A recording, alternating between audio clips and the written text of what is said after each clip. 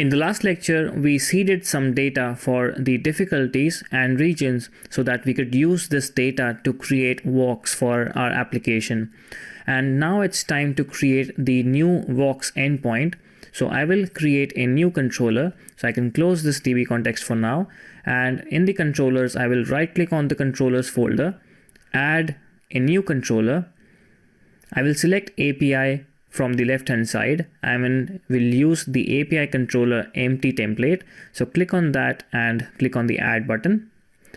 I will call this the walks controller. So I will rename this to walkscontroller.cs. Click on the add button. So we have the same empty API controller, which is attribute. It has the attribute of API controller telling our application that this is the API controller and not a MVC controller. We also have the route, which is pointing to /API/walks. So if you reach this endpoint, you will reach this controller, and then we want to access the action method using the HTTP verbs. The first action method that we will create for the walks controller will be to create a new walk, and we will go from there to perform all the other CRUD operations. So let's first create a new walk. So this will be the create walk, and this will be a post method, as we saw in the previous few lectures and sections, which for regions. So this will be accessed through the post HTTP verb, and it will point to /API/walks. And now let's create the asynchronous method structure for this action method. So we'll say public async task of type iActionResult, and we can call this the create method. Now, because this is a post method, we would need to decorate this with the HTTP post attribute. And because this is a post method, we need a body that this method can accept as parameters, and we will use that request DTO to create this new walk. So we want to create a new request DTO for this create method, similar to how we did for the regions controller. So I can come to the DTO folder over here, right click, add a new class, and I will call this the add walk request DTO. And the naming is quite similar to how we had the add region request DTO, but this is for the walk request. And let's see what we want to receive from the Swagger client or any other client. So let's open the walks domain model as well. And it has a few properties over here. So we'll just focus on this selection for now. We have the ID property, but we don't accept the ID from the client. The application creates it themselves. And we have other properties over here which we want to accept from the client. So an easy thing to do would be to copy it from the domain model and paste it in the add walk request DTO. And these will be the properties that we want to accept from Swagger. So we want the name, description, length in kilometers of that walk, the walk image URL, which is an optional parameter. Then we also need the difficulty ID for this walk, which will be hard, easy, or medium, but the ID for it, and also the region this walk belongs to, but also the ID of this region. So we have the request DTO ready. Let's use this inside the controller. So I will say this input parameter will be coming from body, and the parameter type will be add walk request DTO, and let's give it a name. So now we are getting the input parameter from Swagger. The first thing we will do is to map this input parameter to a domain model of walk. So let's map this DTO to domain model. You can also mention which DTO to which domain model. So we want to map the add walk request DTO to the walk domain model, but we don't want to map it manually because we have AUTOMAPPER doing this stuff for us. We just want to create the mapping profile for this type of a mapping. So I will open the mappings folder, open the AUTOMAPPER profiles, And now I want to create a new map between the add walk request DTO and the walk domain model. And I can also do a reverse map in case I need it for later. So with that, I can come back to the controller, and using the mapper, which I will inject inside the controller, I can do the mapping. So let's create a constructor. And using constructor injection, I will inject the IMapper in here. So IMapper, which is coming from AUTOMAPPER, give it a name and press Control dot or Control period to create and assign this field. So now I can use this mapper property over here. So mapper.map, and we want to map it into a walk domain model. Press Control dot to get this from the walk domain model folder. And after that, we want to provide the source, which is the request DTO over here.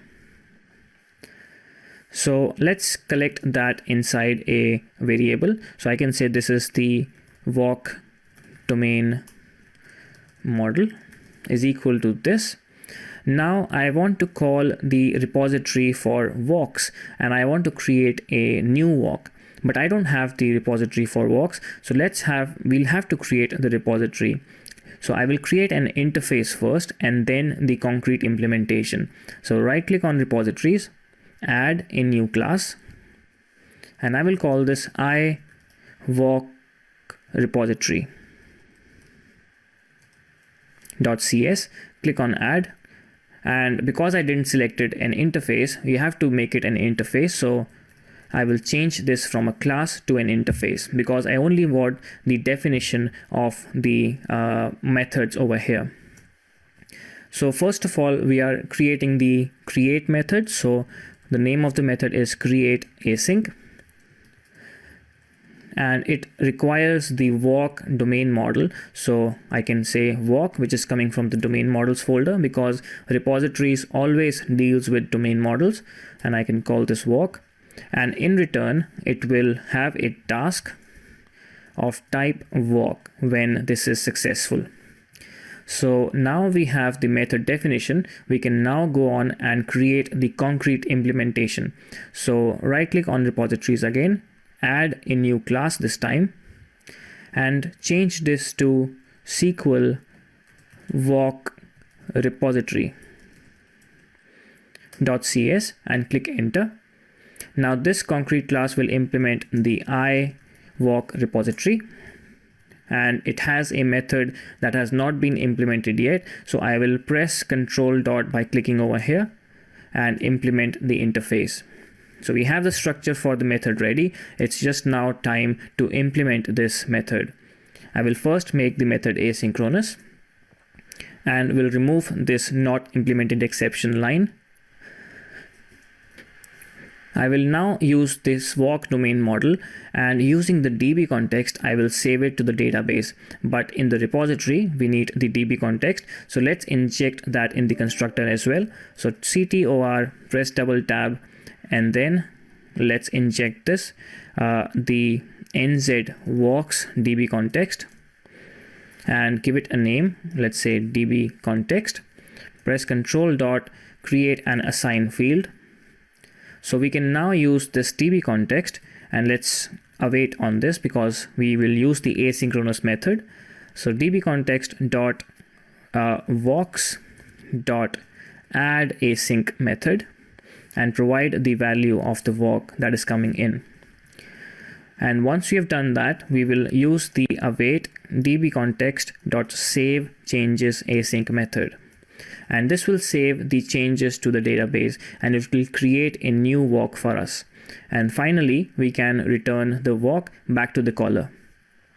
So we have the first method ready, and we will use this method in the controller, but we haven't injected the repository, which is this new repository, into our application. So don't forget to do that, because otherwise you will end up in an exception that because the controller won't be able to get any instance of this repository. So make sure once you have created a new interface and a new implementation, we need to inject this, and we can inject this after this line. So I will copy paste this one more time and say I'm adding this service iWalk repository and the implementation SQL Walk repository. So now I've injected this in the program.cs file. I can now inject this in the constructor of the walks controller. So open walks controller again, and in the constructor I can now inject the iWalk repository, give it a name and assign field as well.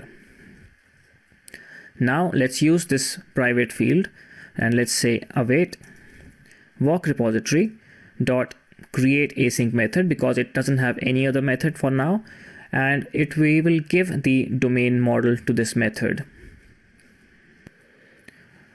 After this, we have to return the response back. So return a 201 created, but we don't have a get method yet. So I'll just return a OK response for now with the method domain model, but we have to map it first to a DTO, and we don't even have a DTO of walk, which we will create just now. So I will write the comment map domain model to DTO, because we are sending this back to the client.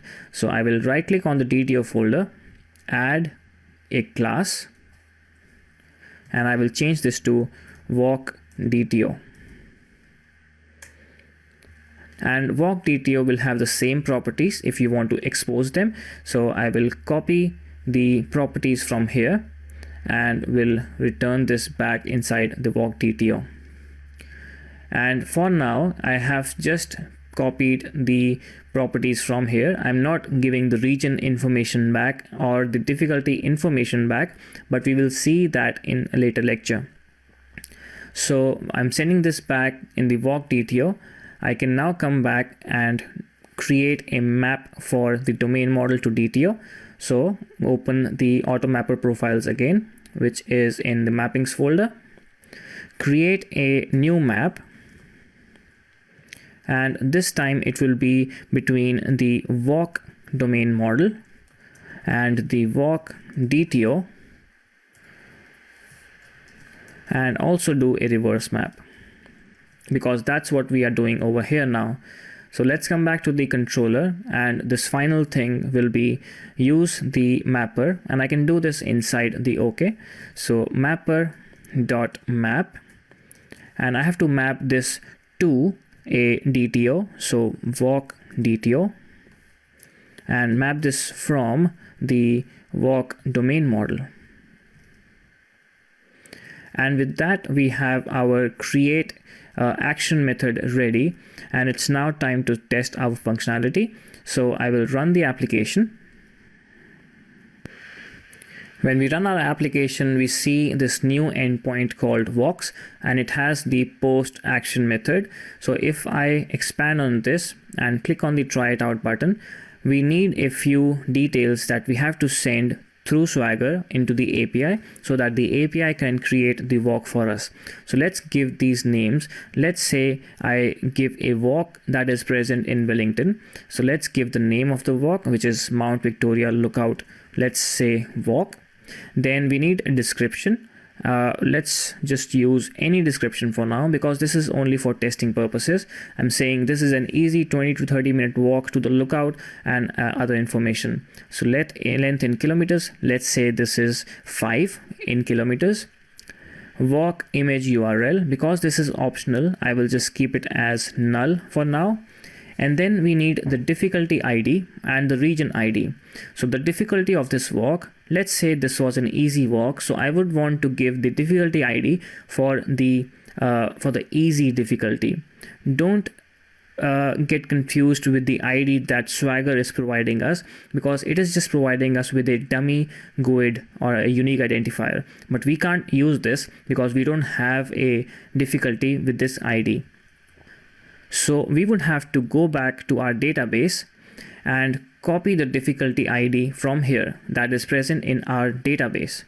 So let's select on that, and let's select the easy difficulty ID. So I will copy that, come back to Swagger and paste the difficulty ID over here.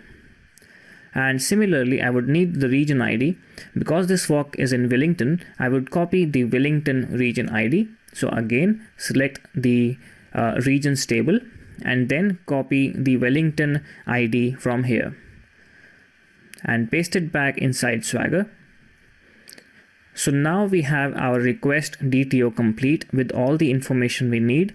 And if I click on the execute button, it is now talking to the API, and Entity Framework Core is creating this walk for us.